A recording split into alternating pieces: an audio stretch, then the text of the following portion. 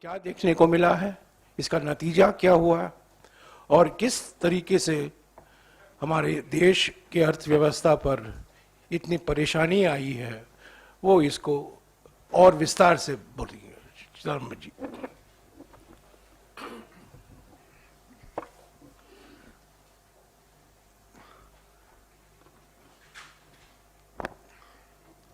I have an opening statement which I will read in English. I believe the Hindi translation has also been distributed. And then both Jairam Ramesh and I will take questions. Today, GST celebrates its 5th birthday. There is nothing really to celebrate. GST had serious birth defects. In the last 5 years, these defects have only become worse, and all those touched by GST have been seriously injured.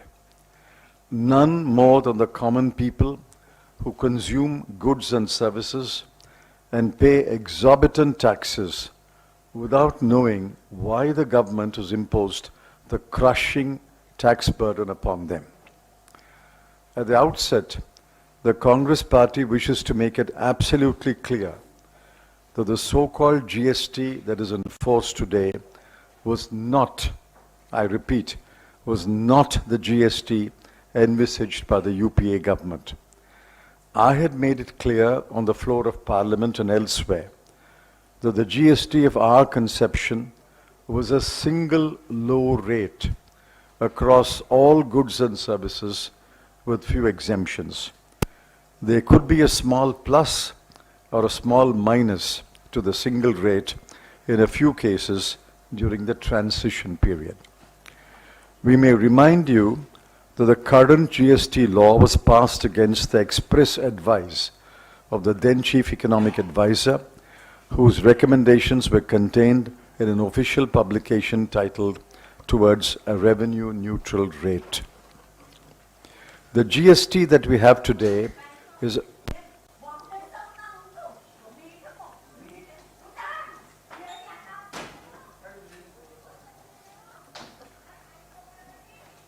the GST that we have today is a complex web of many rates, conditions, exceptions, and exemptions that will leave even an informed taxpayer completely bewildered.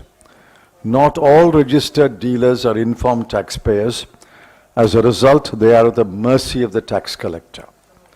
Currently, there are 6 rates: 0.25, 3, 5, 12, 18, and 28%. Besides, there are zero-rated and exempted goods. Every tweak of the tax rates is another twist of the knife in the deep wounds of small businesses. After 5 years of GST, there is no rationalization in the number of returns to be filed. Compliance with e-way bill and e-invoicing is no simpler.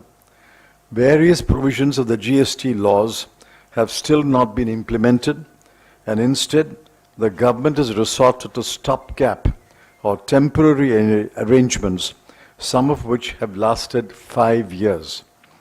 Claiming refunds is a nightmare, and thousands of cases are being litigated in the courts. Adding to these woes is a recurrence of technical glitches that have not been sorted out even after 5 years. The law is so defective, and the government has been forced to issue hundreds of executive directions. In 5 years, the government has issued 869 notifications, 143 circulars, and 38 orders. That is a change every second day. This is a GST that is flawed, defective, and unstable. A flawed GST has led to large-scale destruction of the MSMEs, a sector that contributes up to 90% of the jobs in the manufacturing sector. Many small units have simply gone out of business. Small businesses that are not either registered or not required to be registered under GST have been cut out of the supply chain. Demonetization, along with the flawed GST, have put an end to thousands of small businesses, and with their exit, lakhs of jobs have also perished. The only beneficiaries of the flawed GST are big businesses, chartered accountants, and tax lawyers. The costs have far outweighed any gains. The worst consequence has been the complete breakdown of trust between the center and the states. VAT earlier and GST later were introduced on the basis of mutual trust and to promote cooperative federalism. But the manner in which the GST laws were passed, and worse, the manner in which they are being administered, have deepened the distrust between the center and the states. There is no real consensus in the meetings of the GST Council. The skewed formula on voting rights of the center and the states has been used by the center to push through decisions that are bitterly opposed by the states, including privately by BJP-ruled states. The holding back of the arrears of compensation cess and the excessive resort to cesses rather than shareable taxes has increased the chasm between the two sides. Despite the promise in 2017, no state has achieved an annual revenue growth of 14%. The states have filled the gap through the compensation cess, but in 2 years, owing to a shortfall in the compensation cess, the gap was filled through a back-to-back loan. The states were forced to accept the arrangement against their will, further deepening the distrust and adding to the states' debt burden. The delaying of fiscal transfers to the states during the COVID-19 pandemic, when they needed it the most, came as a shock. The states collectively have felt betrayed by the center, and several finance ministers have expressed their regret and anguish publicly. Some of them have gone to the extent of demanding a rethink on GST.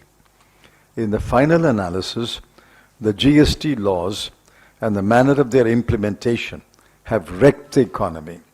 As far as the Congress party is concerned, we reject the current GST, and as promised in the election manifesto of 2019, we will work toward the replacement of current GST by GST 2.0 that will be a single low rate. Further, we will administer the law in a manner that the GST revenues will be shared fairly and equitably between the center and the states, and in a manner that will promote the growth of business, especially small businesses, and bring back the lost jobs. Yeah. साथियों, चिदम्बरम जी का बयान हिंदी में भी आपको दिया गया है। मोटे तौर से 5 साल के बाद हम यह कह सकते हैं कि जीएसटी से हमारे जो सूक्ष्म, लघु और मध्यम उद्यम है, एमएसएमई सेक्टर है, वो तो बिल्कुल उसका सर्वनाश हो गया है। एमएसएमई, लघु उद्योग, सूक्ष्म उद्योग, मध्यम उद्योग हमारे निर्यात के करीब 50% निर्यात एमएसएमई से आता है। और जैसा कि चिदम्बरम जी ने कहा, अभी मैन्युफैक्चरिंग सेक्टर में, औद्योगिक सेक्टर में करीब 90% रोजगार एमएसएमई सेक्टर से ही पैदा होता है। तो जिस तरीके से इस लघु उद्योग पर जीएसटी का असर देखने को मिला है, बेरोजगारी बढ़ी है और हर एक राज्य में, तमिलनाडु में, पश्चिम बंगाल में, उत्तर प्रदेश में, महाराष्ट्र में, गुजरात में, हर एक राज्य में, भारत के हर एक राज्य में एमएसएमई बंद पड़े हुए हैं। और 2 कारण हैं। एक कारण तो जीएसटी है और दूसरा कारण चीन से जो निर्यात बढ़ा है, दोनों एक साथ एमएसएमई का बिल्कुल सत्यानाश करा दिया है सभी इलाकों, सभी राज्यों में। तो ये पहला नकारात्मक असर जीएसटी का पिछले 5 साल में देखने को मिला है। दूसरी बात जो चिदम्बरम जी ने कहा कि जो यूपीए के कार्यकाल में कल्पना की गई थी जीएसटी की, जब चिदम्बरम जी ने अपना बजट पेश किया था 2004 में, पहला बजट जुलाई 2004 में, जब उन्होंने पहली घोषणा की थी कि जीएसटी लाएंगे, और तब उसका विरोध गुजरात के तत्कालीन मुख्यमंत्री ने किया था। वो जीएसटी और आज के जीएसटी में जमीन आसमान का फर्क है। चिदम्बरम जी ने कहा था कि जब हम जीएसटी लागू करेंगे तो एक ही दर होगा और वो कम से कम होगा, पर आज 6 दर हैं और पिछले 5 साल में हर 2 दिन कोई ना कोई नया ऑर्डर, कोई संशोधन या कोई नया सर्कुलर निकाला जा रहा है। तो जीएसटी में कोई स्थिरता नहीं है और स्थिरता के बिना ये जीएसटी सफल नहीं हो सकता। तीसरा मुद्दा जो इन्होंने आपके सामने रखा है कि जीएसटी की परिभाषा, जीएसटी का मूल सिद्धांत है केंद्र सरकार और राज्य सरकारों के बीच में विश्वास। केंद्र सरकार ने कुछ अपने अधिकार छोड़े, राज्य सरकारों ने कुछ अपने अधिकार छोड़े और जीएसटी बना, पार्लियामेंट में कानून पारित हुए। पर पिछले 5 साल में जिस तरीके से जीएसटी काउंसिल ने काम किया है, ये बिल्कुल प्रधानमंत्री कार्यालय का एक अंग बन गया है। जो प्रधानमंत्री कार्यालय कहता है, जो प्रधानमंत्री कहते हैं, वो जीएसटी काउंसिल में होता है। आम सहमति की बात जो होती है, जो बार बार वित्त मंत्री कहती हैं एक आम सहमति बन रही है, ये आम सहमति नहीं है। जीएसटी काउंसिल के बाहर बुलडोजर राज और जीएसटी काउंसिल के अंदर भी बुलडोजर राज। ये तो बुलडोजर ही बुलडोजर है। कोई आम सहमति नहीं, राज्यों की कुछ सुनवाई नहीं होती, राज्यों से जो मांगे आते हैं उसका नजरअंदाज किया जाता है। और 4 दिन पहले ये सभी राज्यों ने ये सोचा था कि जीएसटी कॉम्पेंसेशन जो है, जो मुआवजा मिलता है उनको, वो 4 साल में बढ़ाए जाएंगे। वो नहीं हुआ। जीएसटी कॉम्पेंसेशन बढ़ा नहीं है और सभी राज्यों के वित्तीय स्थिति अभी नाजुक है, खतरे में है। और जो राज्य सरकारों से खर्च होता है, खास तौर से स्वास्थ्य के क्षेत्र में, शिक्षा के क्षेत्र में, ग्रामीण विकास के क्षेत्र में, इस पर इसका बड़ा नकारात्मक असर आपको देखने को मिलेगा। जीएसटी में एक फ्लेक्सिबिलिटी होने की जरूरत है ताकि जो महामारी जैसे आपदाएं आते हैं उससे निपटने के लिए राज्यों को कुछ फ्लेक्सिबिलिटी होनी चाहिए। वो जीएसटी में नहीं है और सारे के सारे मामले हम अभी केंद्र सरकार पर निर्भर हैं। तो ये जो विश्वास था, जो कोऑपरेटिव फेडरलिज्म की बात की गई थी जब जीएसटी लागू हुआ, वो जीएसटी के कार्यान्वयन में कभी देखने को नहीं मिला है। जीएसटी के इम्प्लीमेंटेशन में हम कोऑपरेटिव फेडरलिज्म नहीं देख रहे हैं। तो ये बयान काफी विस्तार में दिया गया है और अंत में चिदम्बरम जी ने ये भी कहा है कि जीएसटी, जब कांग्रेस की जीएसटी जब यूपीए सरकार में थी और पहले चिदम्बरम जी वित्त मंत्री थे, बाद में प्रणब मुखर्जी साहब वित्त मंत्री थे, और आप जानते हैं 2011 में लोकसभा मार्च में बिल पेश किया गया था जब प्रणब मुखर्जी वित्त मंत्री थे, और वो बिल स्टैंडिंग कमेटी में 2.5 साल तक लंबित था, 2.5 साल तक।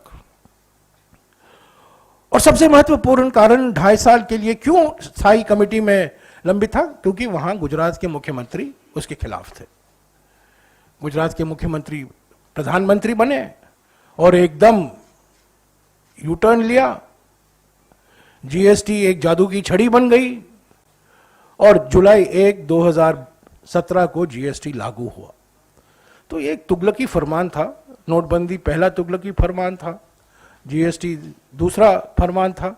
पर ये बात बार बार हमें आपके सामने रखनी चाहिए कि सिर्फ इम्प्लीमेंटेशन में कमी नहीं थी, जीएसटी का जो मूल डिजाइन था वो गलत था और उसी के वजह से एमएसएमई आज बंद पड़े हुए हैं।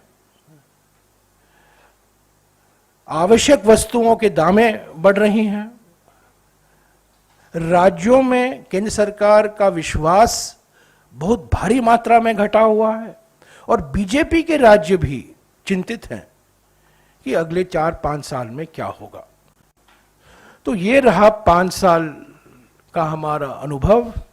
ये जन्मदिन है पर अत्यंत निराशाजनक जन्मदिन है और हम चाहते हैं कि सभी पार्टियों को बुलाकर पार्लियामेंट में इस पर एक बहस हो, सर्वदलीय बैठक बुलाई जाए क्योंकि हर एक राज्य इसमें शामिल है।